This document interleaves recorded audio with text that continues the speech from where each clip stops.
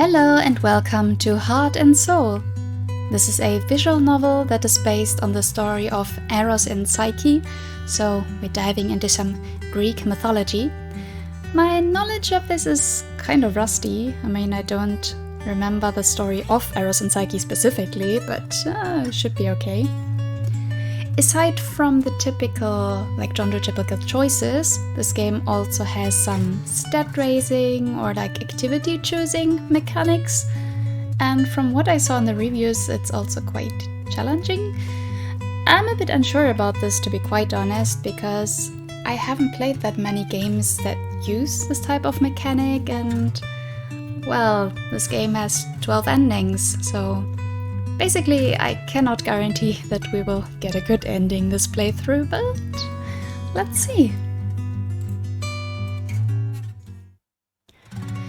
Now that we have returned to the palace, do you have any other instructions for the staff, Princess Psyche?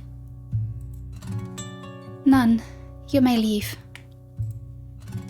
Respectfully, the young woman bows, taking 2 steps back before exiting the hall. I am sure her manners are of the utmost perfection. However, there is very little in me that cares to observe decorum at the moment. Before me lie treasures worth a king's, nay, a whole country's ransom. Jewelries with the most precious gems, gold coins that shine so bright they reflect like mirrors, wool shorn from well-kept livestock, and painted potteries so exquisite they could be national treasures. The intended recipient of these works of art is none other than me, Psyche. Psyche, whose beauty rivals that of Aphrodite. Psyche, our earthly Aphrodite. Something churns in the pit of my stomach as I recall some phrases shouted by the crowd at the amphitheater earlier this day. My hands tremble, and I swiftly turn my gaze away from the gifts before me. Wretched are the fates of those who compete with gods. Sounds of approaching footsteps pull me out of my reveries. A smile plasters itself upon my lips as I turn around. Father, Mother, I have returned. Beloved Psyche, how was your outing, my daughter? It was... well, Father, I see many tributes were offered to you. Indeed, Mother. Has there been any inquiry of marriage while I was away? The brief glance they exchange tells me all that I need to know. My heavy heart leadens.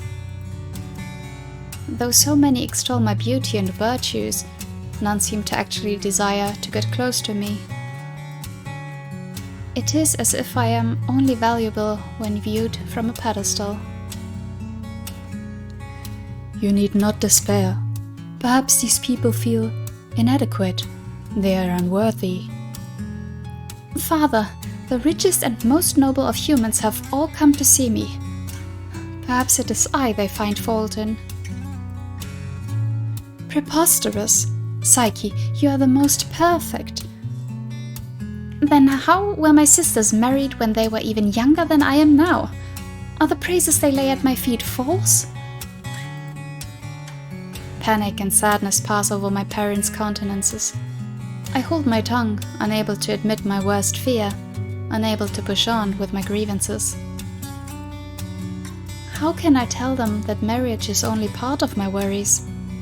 How can I say aloud, when the gods might be listening, that I fear my existence as a curse, that fate might have something sinister awaiting me? The way people travel hundreds of miles just to see me, to lay gifts at my feet and sing my praises, it cannot have endeared me to the gods, I am sure. If anything, I fear it will have angered them. Aphrodite in particular, as they compare us far more often than I would like. A competition with a goddess is not only one I cannot win, but one it may be dire to take part in, whether I am willing or not. Composing myself, I speak again. Father, I beseech you. I worry for my fate, for what I am destined to be. I cannot rest until I know what the gods have in store for me. Please, Father, is there anything you can do? Perhaps, yes. Perhaps I can speak to the Oracle of Delphi for an audience with Apollo. Would that soothe your mind, dearest Psyche? Yes, a meeting with Apollo himself would surely give you all the answers you need, dearest one. Thank you, Father, Mother. Be at ease, sweet daughter. The journey must have tired you out. Come, let Mother walk with you to your chambers. A smile, though faint, lifts the corners of my lips as my mother fusses over me. For now, the presence of my family and the promise of getting an answer from Apollo himself soothes the anxiety in my heart.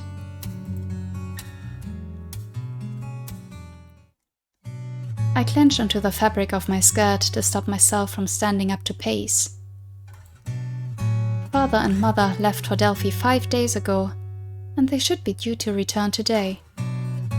I wanted to come with them, but propriety dictates that I stay and wait for the news. It certainly is a harrowing experience. I thought the anxiety of not knowing has been bad, but I didn't expect waiting to be so much more stressful. In the end, I could not stand to wait in my room. I could barely stomach any food the whole day, worrying the maids. They do their best to ease my tension, trying to ply me with offerings of pamper and comfort to no avail. When will my parents return? Your Highness needn't worry. It is a long journey. Perhaps the meeting has gone well and their royal majesties are kept for a celebration? Such an optimistic thought had yet to occur to me. Could Mother and Father have been delayed due to good news? You think so? Indeed, Your Highness. With your beauty and fame, Your Highness intended must be an exceptional being. I chuckle at her dreamy sigh. It would be good if that is all to it, that the gods have a grand plan for me, that there is nothing inherently wrong with me, that I am not cursed.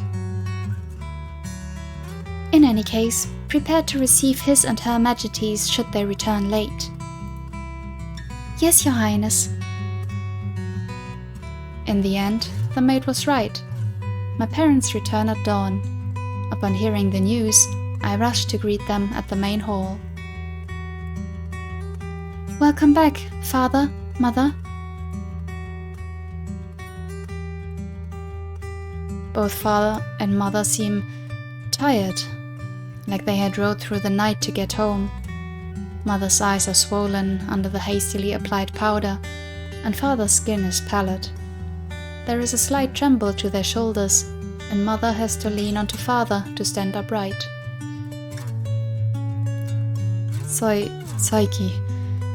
Psyche, my sweet daughter. His voice shakes, and something breaks in my mother's gaze. Tears roll down her gaunt cheeks, and her breath breaks with a sob. She staggers forward, gathering me into a frantic embrace. My daughter, my poor, sweet daughter. Mother? What is it? Is something wrong? No matter how I try to ask or soothe her, Mother is inconsolable. Her grip around me is unmovable, like she is afraid to let go. Fear unfurls in my chest, staining my thoughts like blood on snow. I look at my father, whose face is turned ashen with lips tightened like a bruise. Father, what happened? What did they say? A choked wail escapes my mother, while a poorly suppressed shudder travels through my father's body. Psyche,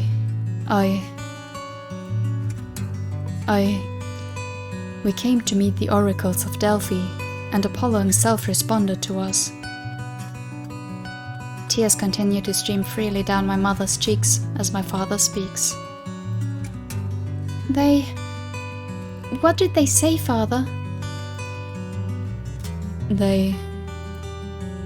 He stops, his throat bobbing painfully. My mother's grasp of me has grown to be painful. The gods have decreed for you to marry. Yes, a prophecy is given for you to wed one who is more mysterious and powerful than the gods themselves. Shock overcomes me, but my mother's sharp cry easily punctured any hope of elation. I school my expression, cautious. A wedding, but... Yes, dearest Psyche, we will make preparations immediately. Immediately? But father... He turns before I can utter anything else, calling for the maids. A flurry of excited servants separate me and my mother, whose eyes only speak of pain and terror, pulling me away to my room. Congratulations rain down around me, but I can hardly hear those words. Doubt and uncertainty blanket my mind. What is going on? Why are my parents behaving so? What is my father not telling me? Well, that's stressful. A whirlwind of excitement sweeps through the castle. A week passes like that, with the promise of the most extravagant wedding in all the lands. News of the marriage of mortal Aphrodite with an otherworldly being spread far and wide, bringing in thousands of gifts from well-wishers. Despite the outwardly joyous occasion, I feel suffocated by all the activities, and use the first chance I get to sneak out of the palace. Wandering around the outside of the palace, I take a deep breath of the sweet, open air and let myself think. The wedding is perhaps the most anticipated event within this region. And yet, certain important details, crucial ones, are left in the dark. For one, I've yet to hear the name of my intended or catch a glimpse of an invitation. As the daughter of a king, my wedding is supposed to be a grand, if not politically attractive affair, regardless of my betrothed's position. Other than my sisters, I do not know of anyone else who will attend. The other strange thing is, I have not seen my wedding gown. Measurements were taken the very day my parents returned, but I have not been allowed to choose a fabric, and I have not spoken to the tailor ever since. I have not been able to have a proper conversation with my parents either. My father always excuses himself with preparation business, while I could hardly catch a glimpse of my mother anywhere. It is as if they are trying to avoid me. The bustling atmosphere keeps me busy, but it does not manage to quell my uneasiness. Understandably. I know there is something they are not telling me. I know there must be more to the prophecy. I know this fear in my chest is not baseless. I mean, with the way they behaved, surely it's not. I know all of this is to keep me distracted. I've played along, hoping that an explanation will be given to me in time. But the wedding day approaches, and no one has told me anything yet. And that is why I took the opportunity to slip away from my gaggle of maidservants. Mother loves her garden, the one place where she can always find peace when courtly duties prove to be too much. Tiptoeing along the path, I make my way towards a favorite rose bush. Sure enough, Mother is sitting there on the bench, a curious length of sheer black fabric sprawling over her lap. She labors to embroider the garment, her long pale fingers shaking. Mother? She startles, letting out a hiss when the needle pricks her skin. Psyche, what are you doing here? Where are the maids? They are taking care of the carriage and wedding flower arrangements, Mother. That's very good. Okay, our first choice. Ask about the fabric she's holding. Ask about the betrothal. So, I mean, the betrothal seems to be the more important question, but then again, they've been evading, like, telling her more, right? So, maybe it's better to ask about the fabric, because at least we could get an answer then. Yeah, why not? I'm asking about the fabric. What are you working on, Mother? If possible, my mother grows paler. Her fingers flex, grabbing at the fabric so tightly, I'm afraid it might tear. Her eyes dart around, frantic. Looking at the intricately bedded veil, woven so exquisitely it shimmers like water in the night, it suddenly dawns on me. Mother, this is my wedding veil, is it not? Psyche, I am sorry. I am so sorry. My mother weeps, and with her tears comes the truth. I am to be wedded to a monster. The decree comes from Aphrodite and was shared with my parents by Apollo himself. The words of a divine are final. There is no mortal in existence who could change my fate now. My legs give up beneath me, and I collapse at my mother's feet. All my fears have been realized. All my worries have come true. I look up at my devastated mother, numbed. I cannot cry. I cannot wail. I cannot lament the fate I have always known will be sentenced to me. All this time, everyone has been comparing me to Aphrodite. All this time, they worshipped me instead of the goddess of beauty. Psyche. This is the reason, is it not, Mother? This is the reason why the gods decide to punish me. I should have seen this coming. I should have stopped the people's praise before it spiraled so out of control. Something breaks in my chest. The unknowing has been scary, but the knowing and the acceptance that I am helpless to defy are far worse.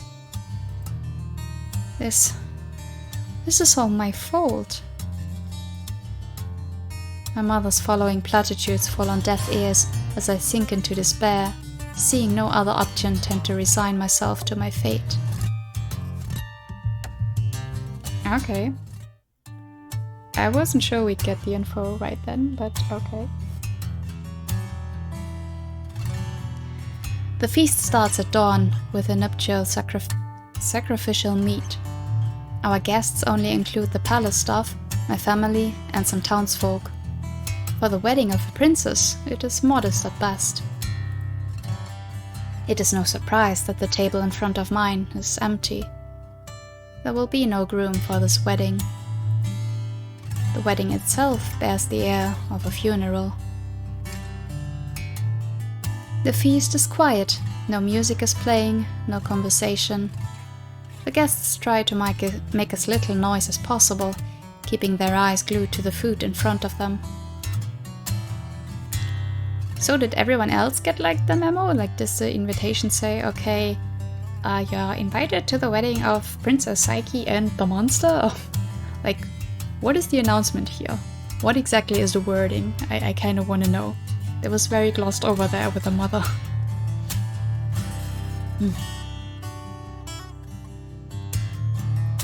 Silence is only punctured by my mother's sharp sobs. She is barely held up by the maidservants around her. Despair colors her entire being. She is already in mourning. Mourning for me. I look down, unable to meet my father's broken gaze. The black veil drapes over my body, shimmering with pearls and heavy like my fate. The bridal procession begins at dusk. Up to the mountain we march. My parents hold each of my hands, trembling as if it is their own execution. Vaguely, I hear my sister's wails. They have traveled all this way, only to watch me be sacrificed. I walk behind 2 torchbearers, letting my tears fall behind the veil. Now that I'm to face my gruesome fate, none of my followers are here. No more praises and offerings laid at my feet, no passionate cry declaring I am the earthly Aphrodite. Soon, too soon, we come to a stop. A large desolate rock sits in a clearing, shackles encircling it. My heart sinks with every step. I cannot tell whether it is me who is shaking or my parents. When the castle guards come to take me, they have to pry my father's grip off my hand, while my mother falls to the ground, her body becoming limp. A sob bubbles forth from my chest as I feel iron clamps around my wrists. The numbness that has been haunting me since I found out the truth about my wedding shudders as the inevitable arrives. The fear I have been fighting to keep at bay consumes me. In the darkness, I watch as the crowd recedes, leaving me behind helpless and chained so that my fate cannot be avoided due to cowardice. I strain my ears to listen to my mother's wails as she is forcibly dragged away. I try to hold on to my father's last, hopeless, tearful gaze as he walks away, head bowed and defeated. I am surely alone now, alone to face the punishment from the gods as I have always feared. And there is nothing I can do but cry. I mourn for myself, knowing life will soon be stripped away from me. I should have put a stop to it. I should have stayed away. I should have appeased the gods sooner. But all I can do is cry. I cry until my body, week after weeks of stress, gives out. Perhaps this is a small blessing, a mercy to not be awake when I will be devoured whole, or whatever else a monster would do to his bride.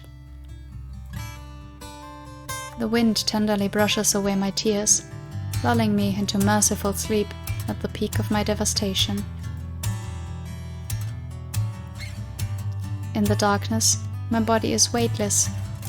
As if wrapped in a gentle breeze, I feel myself being lifted. Is this the end? But no foul breath comes to scorch my skin. No razor teeth tear into my flesh. No monster arrives to end my life. Instead, I find myself flying. Floating is a more apt description, with a gentle wind curling around my body. Perhaps this is but an illusion, an effect caused by the venom of such a fearsome beast, and my mind is making one last desperate attempt to soothe her soul. Perhaps my mortal body has already given up, and it is my soul that is being carried by Hermes himself, over hills, over lands, over a field full of flowers. A foreign sound makes itself known to my numbed mind. Water? So it is the Styx I was taken to then. I keep my eyes shut, dreading the moment when Charon would inevitably call out for me. Despair churns with every sound the stream makes. At least it has been painless. My wounded heart does not agree with such thoughts. Much as my last night in the mortal realms, I am afraid to move, afraid to make even a sound.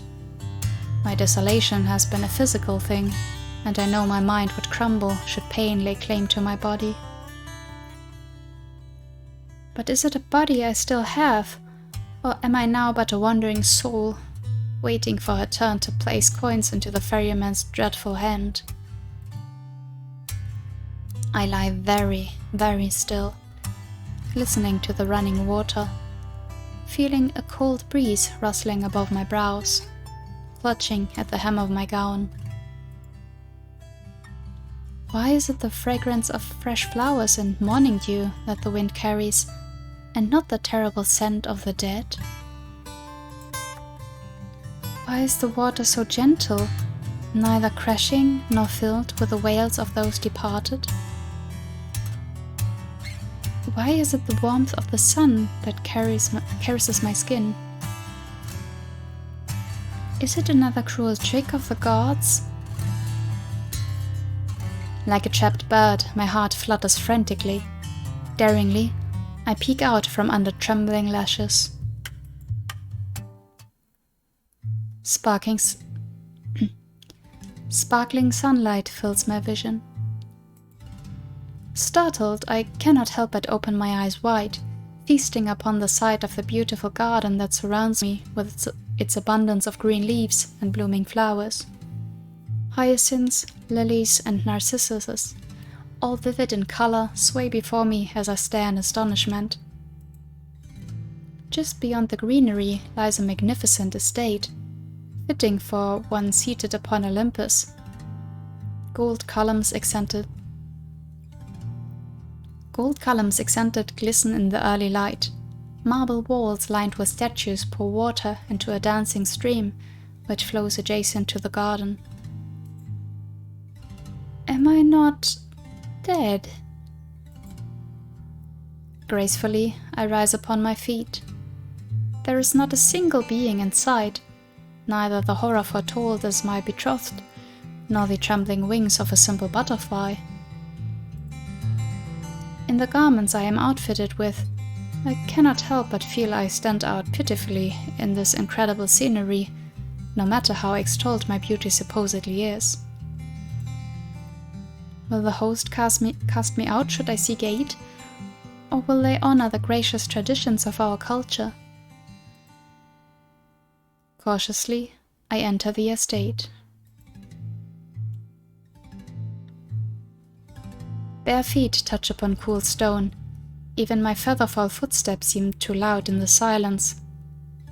For a place of such absolute splendor, it is empty, uninhabited, abandoned. And though I admire the beauty sprawling before me, my heart refuses to settle.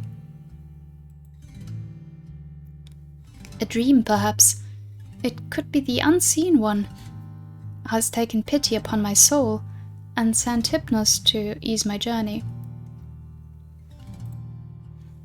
Every room, every corridor I come across is empty. Silence is the sole ruler of this grand manor, and I find my fear returning with each step I take. It coils cold and threatening at the pit of my stomach, preparing to lunge with a vengeful serpent. There is an urge to run, but even if this is reality, where can I go?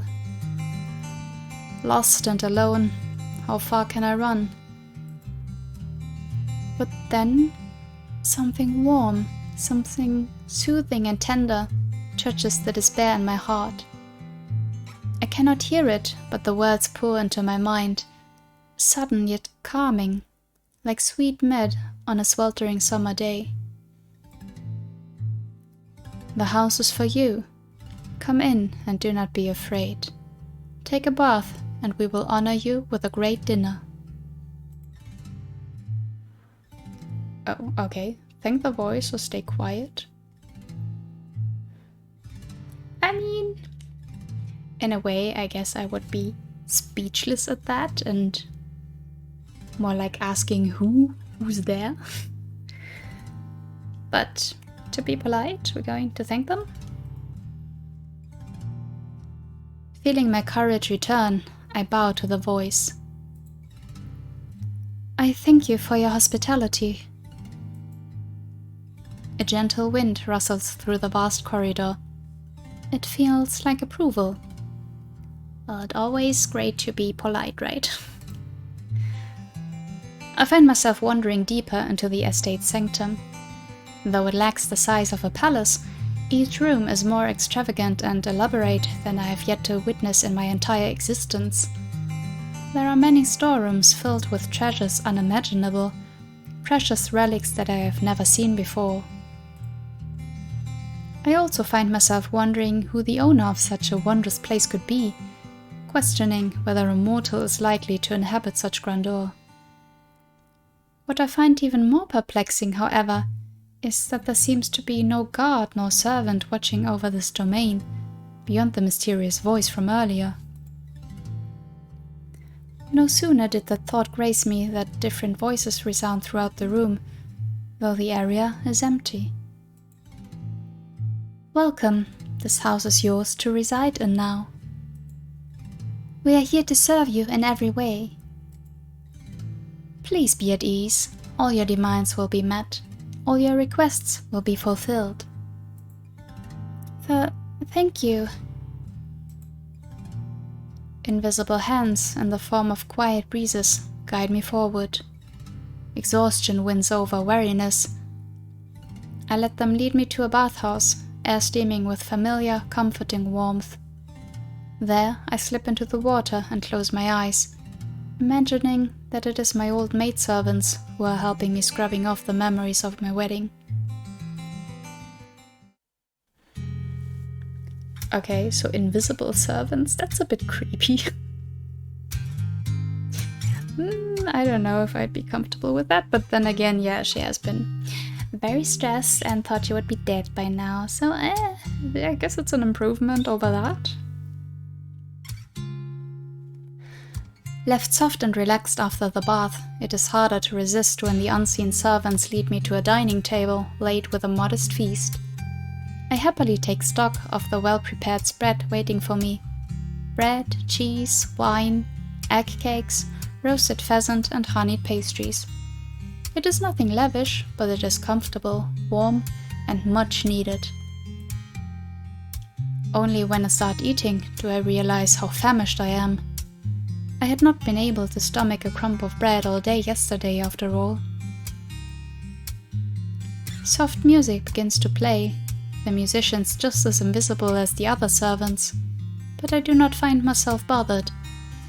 Despite my current situation being rather strange, it is still worlds better than the prophecy given to my parents.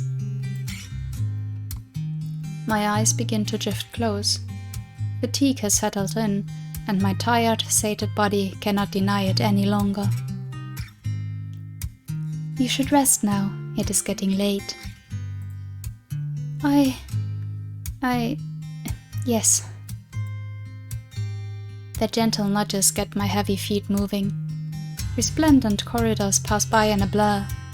I move along, dozing, until we stop before a grand marble door. The room inside is vast, dark, empty, and sparsely decorated. The only furniture I can see is a grand bed, enormous for one person to sleep in alone. It looks exceedingly comfortable and inviting, but my steps halt upon seeing it. Go to bed or resist? Okay. I mean, with everything happening so far and not being bothered by the servants, why would you be resisting going to bed? I mean, this doesn't look any fishier than anything else we've seen so far. And she's tired, so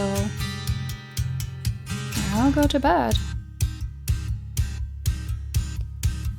I enter the chamber, marveling at the continuation of gold columns and precious stone floors. The unseen servants help me into a sleeping gown so light it could have been made from the clouds. Climbing into the bed, the blanket cool and undisturbed, I let sleep wash over me.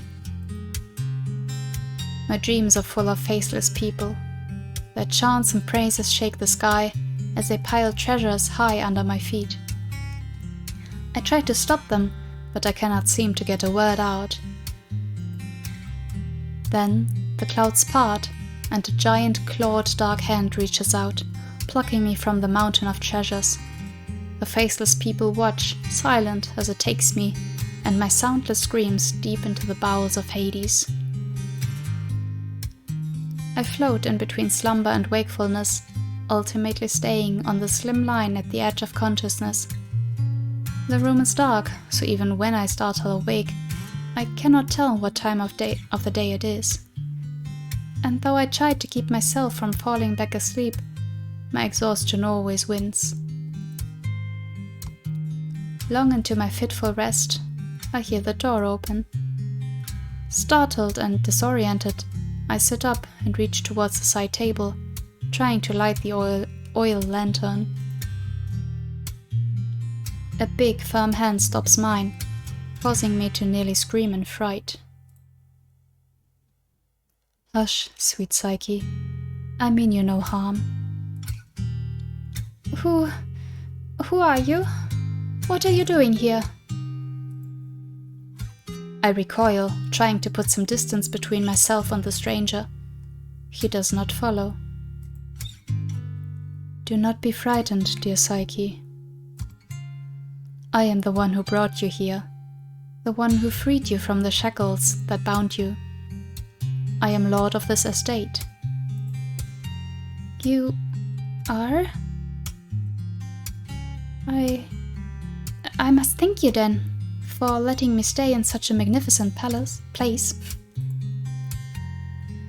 I keep my distance, wary.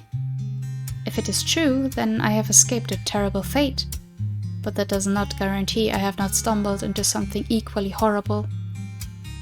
I cannot yet be certain the stranger is not a monster himself. Something unnerves me about my current standing. I do not know how to broach the subject, however, not wanting to offend the lord of this estate who has so graciously provided me with a shelter. There is no need to thank me. This property and all within it is yours. I hope that your life will be peaceful here. My life? Tell me, am I a prisoner here? I have no desire to imprison you, dear Psyche, but I am afraid I must insist you not leave. Why is that? Aphrodite still demands for you to be punished and has enlisted the help of many of the divine to hunt down your whereabouts. Tyche herself has you in her sights, and I assure you the goddess of fate will not hesitate to bring about your demise. So, the prophecy is not over? There is more harm in store for me? I am afraid so, dear Psyche. I may have rescued you from the monster Aphrodite intended for you to marry, but I fear that has only stoked her rage. I slump back against the bed. So my suspicion is true. The gods have not given up. This is only a respite. If I stay, will I be safe? I will do everything in my power to keep you so. So, if this estate is yours and I am to live here, then who am I to you? How must I address you? Dear Psyche, I am your husband. The easy admission renders me speechless. For a moment, I can only stare into the darkness, where the vague shape of my husband stands. But my husband, the husband predestined to me by the gods, is a fearsome beast. A winged serpent, vile and more powerful than the gods themselves, one sent to devour me whole. A soft chuckle escapes from the blotched shadow. Despite my fear, I have a difficult time believing a vile monster can make such a sound. I can assure you, dearest Psyche, that I am neither a monster nor your devourer. I am not the betrothed Aphrodite intended for you, but I am indeed your husband now. Because you say you are, or like, how does that work? I only wish to dote upon you, should you allow me to. The gods and goddesses will not be able to find you, as long as you remain here. This is too good to be true. The divine do not give up on their decreed punishment so easily, and who could be so powerful as to attempt to defy their will by housing me in both safety and secrecy? I understand that this can be ungrateful of me to say after you have gone through so much trouble to rescue me. But how can I trust you when I cannot see you?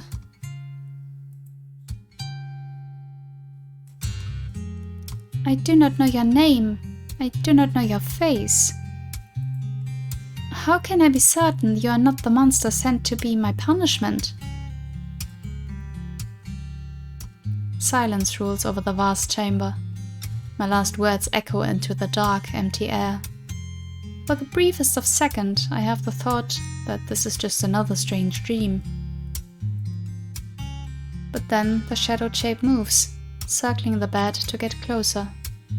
I gasp, trying to get away, but my wrist is once again caught in a powerful grasp. Sweet Psyche, does my hand remind you of the talons of a monster? Is my breath foul and reeks of brimstone? Is my movement like that of a great serpent, slithering and poised to choke? Feel my shape, dear Psyche. I regret that I cannot show you my face, for the gods can hear the prayers of mortals, and one accidental slip in your mind could bring about your downfall. The divine must not know where you are, and they know all too well where I reside. I am aware this is the smallest comfort I can offer, but please have faith that I do not seek to harm you. I simply cannot allow you to identify me. Will you truly not harm me? I am but a defenseless girl. My mother and father must believe I have already perished. I have nowhere to turn to, no one knows where I am or if I am even alive. My life is in your hands. Will I be safe under your care? A gentle finger reaches out, catching the stray tear that had escaped without my knowledge. You speak the truth, dearest Psyche, but I shall never use your disadvantages against you. Had I wanted to harm you, I would not have gone so far to provide you comfort. I am no monster, Psyche, nor am I a mortal being. Though I am not strong enough to defy the gods and step into the light with you, I shall devote my entire being to keeping you safe, so long as I may hold my name in secret. This I swear by the river Styx. My breath catches. A vow in the name of Styx is unbreakable. If I can believe nothing else, I can believe this. Emboldened, I let my fingers explore. Strong arms linked to broad shoulders, sculpted chest and a proud spine. Soft tresses framing jawlines, tall forehead completed with a noble nose. A heady scent of cinnamon and something warm and clear and light emits from his very skin. Patiently, he lets me feel his shape just as promised. There are no patches of scales of fur, only the soft fabric of his clothes. His hands do not end with claws or talons, but soft and slightly calloused. No horn protrudes from his silk-like hair, and no leathery wings grow from his back. To my surprise, there are in fact 2 wings protruding out from both shoulder blades, but they are soft and feathery to the touch. The mysterious man before me, though not mortal, is no monster. Even without sight, I can tell he is a beautiful being, tall and handsome, just like the heroes depicted in epic poems. Relief and joy surge through me. A choked sound presses past my lips, a mixture between a sob and laughter. Thank you. Thank you for saving me. There is no need for appreciation, my dear, though you are sweet for expressing it.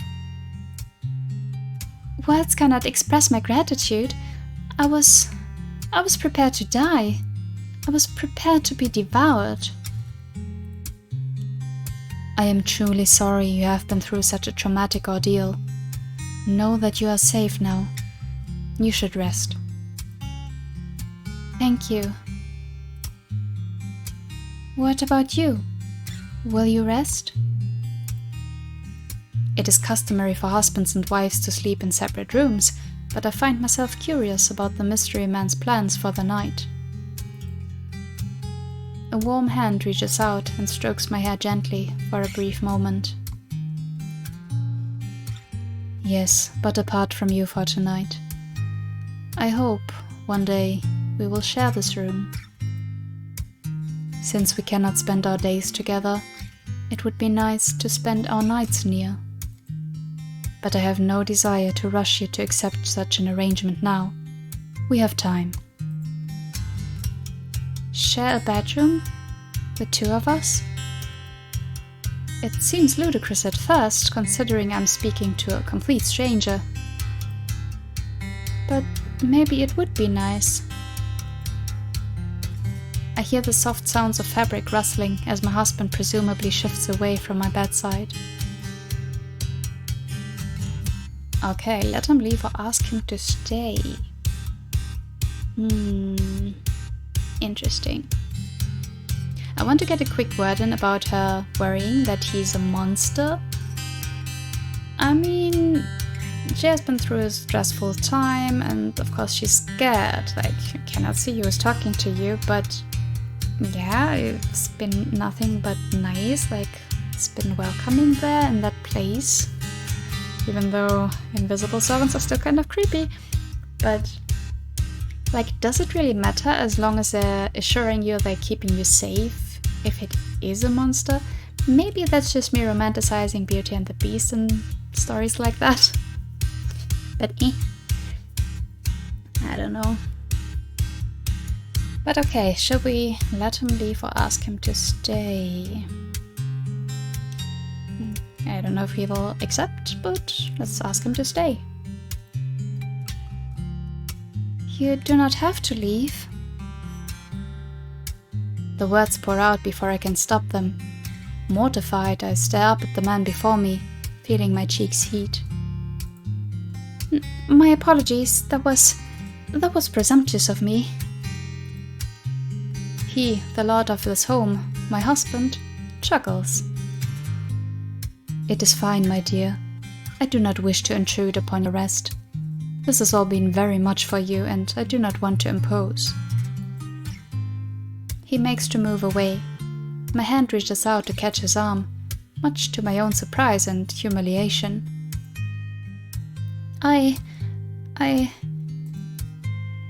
But then I realized that my wanting for him to be close is not as shallow as simple physical attraction. Is this man, this husband of mine, just like the others? Does he, too, find me beautiful but undesirable like those who sung my empty praises? Did he only save me because I am just another artifact to look at, like the piling treasures in his home? My husband, would you not stay with me?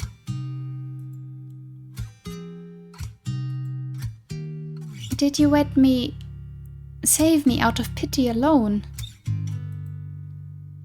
Of course not. Dearest Psyche, how could you say so? Then why would you not stay? I wish to respect your space, my dear. I do not wish to push yourself into doing anything you do not wish for, especially if you are feeling indebted. That is not what I feel at all. I would feel safer should you stay. My request is met with silence. My heart flutters frantically. Was that too bold? Too shameless? Would he walk away? Would he deny me this? As you wish, dearest Psyche. I honestly thought he would just leave anyway, but okay. I hear his quiet footsteps carry him from one side of the bed to the other. He leaves plenty of space between us across the feather-filled mattress. I would feel safer if you stayed close. My words are met with a soft sigh and a chuckle. Warm, muscled arms envelop me, and for the first time in my life, I don't feel quite so alone. Though this is a far cry from how I imagined my wedding night, the comforting touch of a caring protector is exactly what I have hoped to find. Perhaps I will come to enjoy my life here, alongside my new husband. I drift off to sleep within a few short moments, the knowledge that I have avoided a monster and somehow found sanctuary soothing my troubled mind. Okay then. I awake to find myself alone in an unfamiliar bed. It is a disappointment to not get to see my new husband bathed in morning light, though I suppose it is to be expected after what he told me of our circumstances last night. Even so, I miss his warmth and the comfort he offered. He makes this strange situation a little easier to bear. I call for the servants. Where is the lord of this house? When is his expected return? His duties occupy most of his time. He usually arrives here in the late evening. Are there any who live within a short distance of this estate? Perhaps I could meet them. There are not. I breathe out a sigh. I suppose even if there were others nearby, introducing myself could only put me in danger of being discovered by Aphrodite. It seems I am meant to spend my days alone. At least my years at the castle have prepared me for such monotony. I see. In that case, I request a tour of the grounds after breakfast. As you wish, Psyche. After getting dressed and consuming a meal of bread and porridge sweetened with honey, I open the door to the garden. Though my shock at the sheer beauty of the flowers and greenery is not as powerful as yesterday, I still gawk at the serenity of my surroundings. Mother would love this place. A pang goes through my heart as I think of my dear parents. They believe me to be endlessly suffering. Surely there must be a way to send word to my family that I have escaped such a cruel fate. I'll inquire with my husband about having a servant draw up a letter. Wouldn't that put you in more danger though? Like, isn't it safer? I mean, it's cruel. I admit it. It is cruel having your parents think that you're dead or suffering. But it would put you in danger to inform them, right? And maybe even them? I don't know. Putting thoughts of my loved ones aside, I survey the area more critically. I am certain I could spend some time here helping the servants tend to the flowers. Perhaps I could even take a couple of the vibrant blooms and arrange them. It might please the gods if I offer it up to them. No sooner do I have that thought than I notice a small shrine in one corner of the garden. It would serve as a lovely, peaceful place to pray. Would it offend the gods to hear from me now, as disgraced as I am? I try not to fall into despair at the thought of the gods' distaste for me. My husband might be able to offer some insight into the matter. He seems to have a connection to the divine beyond what even the greatest of mortals have. Shall we start the tour of the grounds now? Back at my family's castle, I would have felt the need to smile and put on a facade in front of the servants. I am grateful to not have the urge here. Yes, Psyche. What would you like to see first? We can show you to the fields where we grow wheat and grapes, the pasture where the animals are raised, or the nearby forest. Okay, the fields, the pasture, the forest. I like forests, so sure. A stroll through the forest sounds lovely. Take me there, please.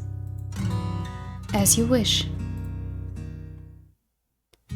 As I step into the woods, I am amazed by the ethereal ambience that comes to envelop us.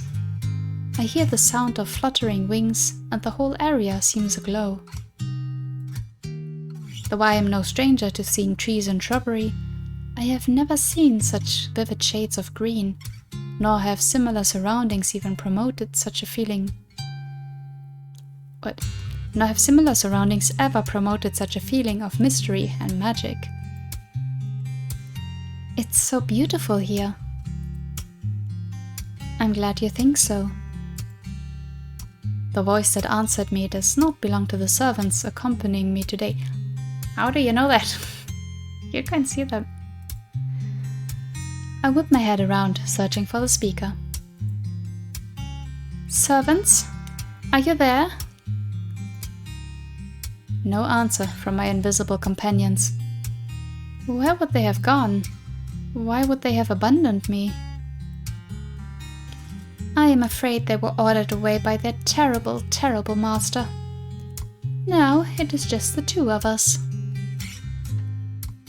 The second time the mystery voice calls out to me, I realize the deep sound feels familiar. My husband is here. I thought I was forbidden from seeing you, husband. You are, but that will not stop me from coming to see you, dear wife.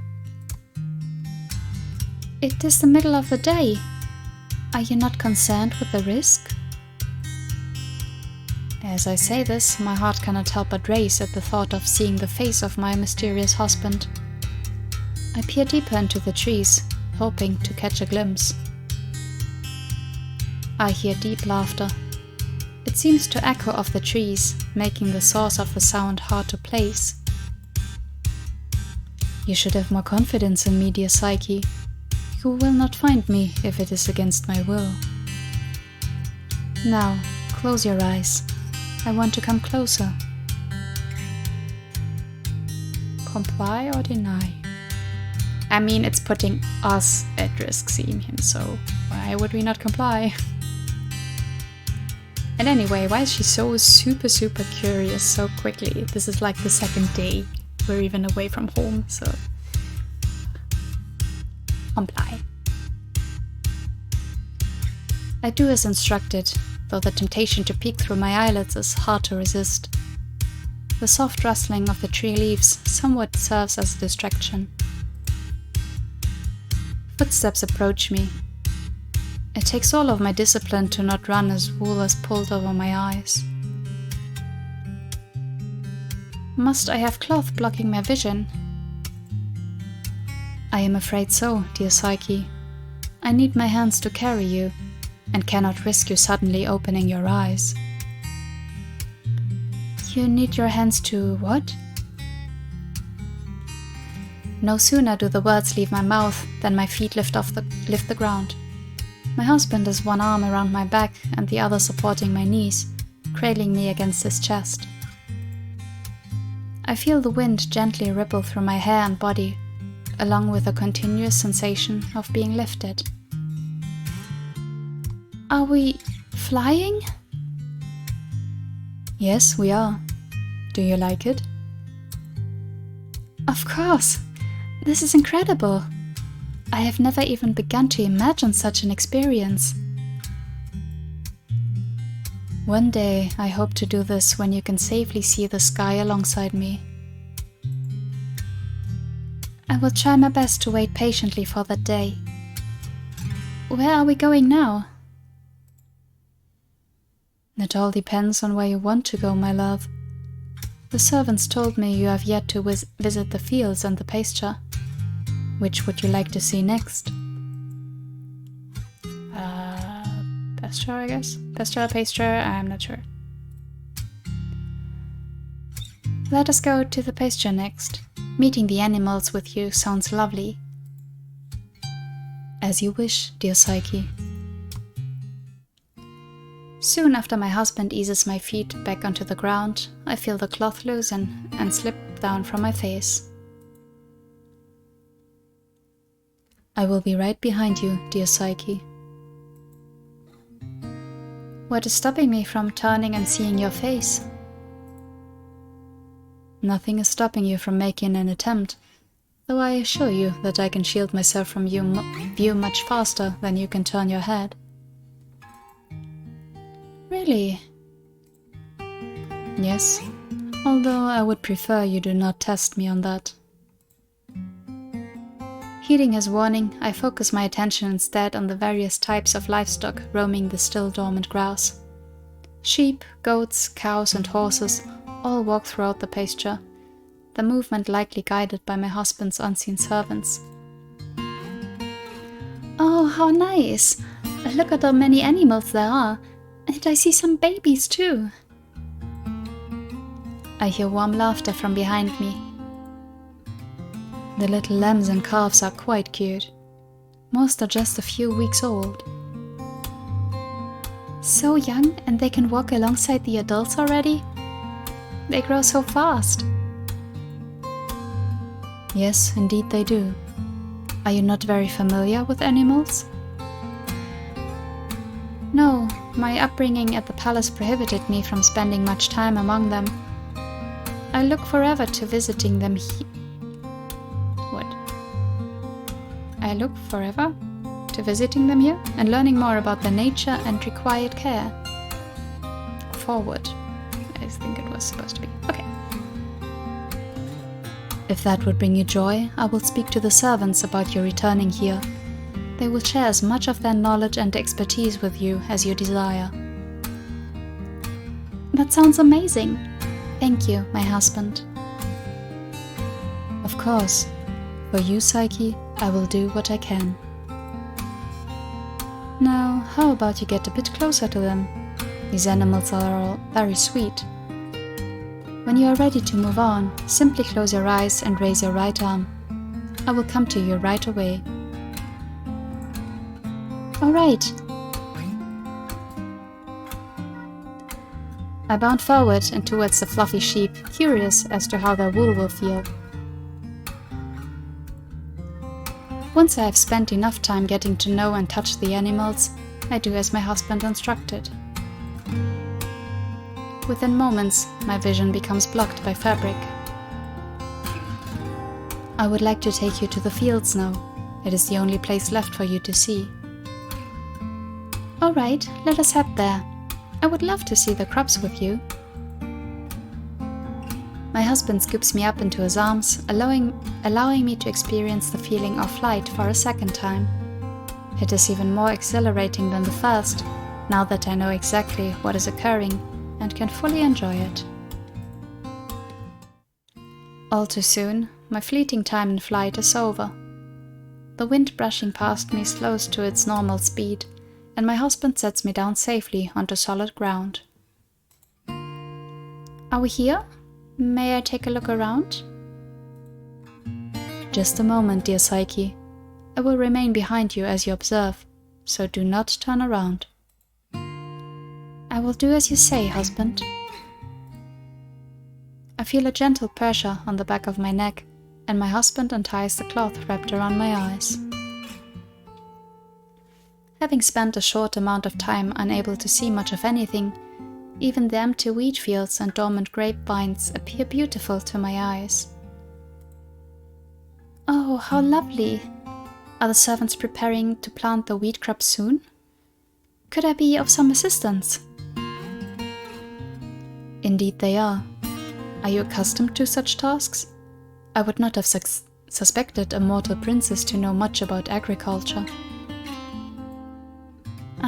You're right about that. I have hardly spent any time outdoors. I would likely be a nuisance. Even so, I would really like to learn. The prospect of being cooped up alone indoors for the foreseeable future is unbearable. It would be nice to engage in a wide variety of activities across the estate. All right, I will inform the servants of your intent, and to help instruct you in whatever it is you wish to know. Thank you. There is no need to thank me. Your request is one that brings happiness to you at no cost to myself, so I see no reason to refuse. As limited as your lifestyle is now, it brings me pleasure to assist you wherever I can. This is certainly more than I could have ever hoped for, given my situation. You could have locked me in a storeroom and called your goal of keeping me safe complete. Though my tone is teasing, there is truth to my words. I would likely face death if I leave this place and fall into the hands of the goddess Aphrodite. Happiness is a luxury when torture is the alternative. The man who calls himself my husband does not owe me anything. Defying the gods to spare me from a painful demise is more I could possibly expect from anyone, let alone helping me to be comfortable and cared for while doing so. Oh, Psyche. I stiffen in surprise as two strong arms wrap around my waist and secure me against my husband's broad chest. His chin comes to rest atop my head. It is true that I brought you here to save you from your fate, but I also brought you here to be with me and to be happy. I do not wish to imprison you any more than is necessary, and I truly hope that you will be able to enjoy your days here. I will spend as much time with you as I can, and hope that will be enough to stave off the loneliness. He gives me a gentle squeeze, and my heart isn't sure whether to slow from the comfort or race at his touch. We will get through this together, I promise you. Thank you, my husband. Truly. I feel hopeful that I survived these trying times with you near. I close my eyes, basking in the warmth of his skin and the cinnamon scent of his hair. This is my life now, and it does not seem so bad. Are you ready to move on from the fields? Yes, let us continue. My husband ties the cloth across my face once again, submerging my view of the fields into darkness. I believe you have now seen all of the estate grounds, my love. I feel myself being lifted from the ground, and we resume flight once again. I will escort you back to our home now, dear wife. I will have to resume my duties afterwards, but will return again tonight. Oh, must you leave so soon? Perhaps we could dine together for lunch. Anxiety overwhelms me as I finish speaking. As much as I would like the company, it would be very unusual for a man to eat in the same room as his wife. Although, considering that my husband does not mind sharing a bedchamber, maybe sharing a table is not so far-fetched. Another time, my love, I promise you. But today I must return. There is much turmoil over your disappearance amongst the otherworldly, and I do not wish to arouse suspicion with a prolonged absence. I see. A troubling thought occurs to me. Does my presence here endanger you, husband? His warm hands hold me tighter to him as we fly.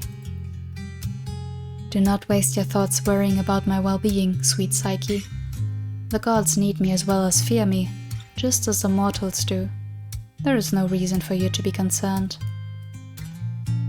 My fear eases, but my curiosity grows. Just who or what could my husband be that would grant him so much power over my world and the divine? His grip around my knees lessens, and my feet touch the solid ground. The servants will assist you with the cloth when I am out of sight. I will see you again very soon, my love. Within a few moments, I feel a slight pressure on the back of my head as a servant undoes my husband's handiwork. cannot help but glance up in the hopes of catching a glimpse of my husband as he flies away, but my effort is in vain. He is gone. We welcome your return. Please, make yourself comfortable. Lunch is ready to be served. After a satisfying lunch, I tried to determine how best to spend my evenings here. Back at my parents' palace, I would have normally devoted quite some time to prayer and offering gifts to the gods, but I continue to doubt that my praise would be welcome after evading Aphrodite's plans for me. I am sure there will always be something within these walls that would occupy my time. Perhaps I could chat with the servants or explore the riches held within the storerooms. I could always devote my time to beauty, rest and rejuvenation as well. Maybe my husband would appreciate my efforts. I blush at the thought of attracting his attention to my appearance, but call for the servants nonetheless. What is it that you require? Could you draw me a bath, please? It shall be done at once. After a relaxing bath, I resign myself to the master bedroom and prepare for sleep. Though I lay in bed with my eyes closed, the anticipation of my husband's arrival at any moment keeps me awake. Before long, I hear the door open and the soft footsteps from the door to our bed. Are you awake, my love? His voice is barely a whisper, as if he would not want my sleep to be disturbed. Yes, I am. The thought of your return kept me awake. Was it distressing to you, the idea that I would come to this room? No, in fact, I have been looking forward to speaking with you again, or was curious to know what keeps you away all day. I guess either, both. But I don't know, I'm sure you would not really tell us much, right? We're not supposed to know anyway, so let's just go with the first one. Is that truly how you feel? You feel happy to see me? See you, huh? Well, yes. The hours without you seem to pass so much slower than the time we spend together. I enjoy your company. My husband stretches one arm across my body, pulling me in for a loose embrace. I missed you so much, my love. Seeing you both earlier this day and now have been the most joyous parts of my day. I never realized how pleasant it would be to have a wife to return to. Tonight is the first time this place has truly felt like a home to me. I snuggle close to him, his sweet words bringing me happiness. It never occurred to me that I could ever mean much to you, but you act as if you treasure me already. I do. I suppose one could say I fell in love with you at first sight. I laugh, the concept seeming so foreign to me. It is as if Eros struck you with his arrow. Well. I feel my husband's breath upon my skin as he plants a kiss upon my skin. He then pulls away. I think you are onto something, my love. It is exactly like that. I lay my head across his shoulder, beyond pleased at the prospect of our union being so blessed. I can think of no greater sign we are meant to be together than to be matched by the god of love himself. Truthfully, my darling, neither can I. There is another matter I wish to discuss with you, if that is all right. Of course, my darling. What is on your mind? Are the gods so upset with me that they would no longer wish to hear my prayers and receive gifts? My husband falls silent for a moment. Are my relationships with the divine as damaged as I feared? Is there no hope for reparation? I do not think the gods would be offended if you prayed to them, sweet Psyche. The most have turned against you in solidarity with Aphrodite. I will commune with Tyche on the subject of your fate tomorrow. Perhaps, with enough devotion, some of the divine may be persuaded to help you avoid future misfortune, should it befall you. Will it? Am I doomed? No, my love. As I told you last night, as long as you remain here in ignorance of my identity, you will be safe. So if I leave or find out who you are, I am in danger again. But there is a chance that a god or goddess could help me. Correct. His fingers brush against my forearm, drawing soothing lines up and down my skin. Let us hope it will never come to that, and that your time here will be without incident. Even so, I will gather the names of the gods and goddesses who would be willing to assist you. Focus your prayers and offerings on them. All right then, I will. Your advice on the matter is much appreciated, though you can rest assured I have no desire to incite Aphrodite's wrath further. Good. His hand moves up to my forehead and gently rubs my temples. You should rest as well, and be assured that you are safe here with me. To my surprise, I am starting to believe that. Whoever my husband is, I have faith he can shield me from Aphrodite and anyone else who wishes me ill will. I drift off to sleep, taking comfort in the fact that my mysterious protector is close by. Oh, yeah. And that's when we would get into this part of the game. And the activities, but I think we will leave this for next time.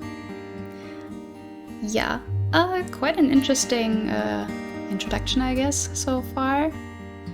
And I mean, she's not in the worst situation imaginable, is she? But of course, curiosity, yada yada. Oh well. But yeah, let's leave all of this until next time. Leave some comments below what you think, any tips for me on what to do here. Well, we'll figure it out as we go. But yeah, let me know what you think, and until next time, bye bye!